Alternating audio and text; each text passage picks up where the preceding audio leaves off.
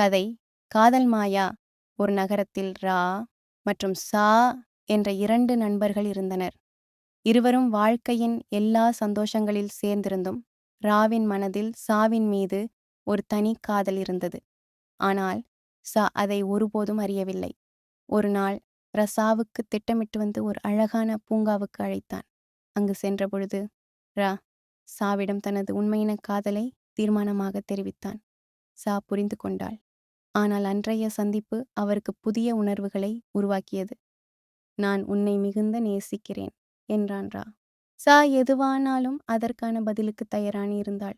ஆனால் உள்ளங்கையில் அடுத்தடுத்த புரிதல்களை உள்ளே வைத்து கொண்டிருந்தாள். அந்த நாள் இரவு அவர்களின் மையவாய்க்கு மழை ஆரம்பமாகியது.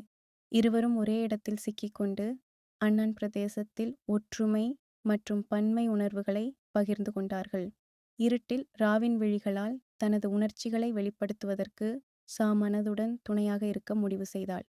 குறுகியது கடைசியாக அவர்களின் காதல் வெற்றி பெற்றது.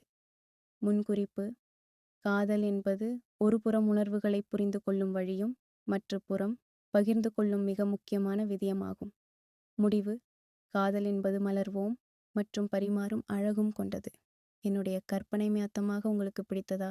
ஹே ஹே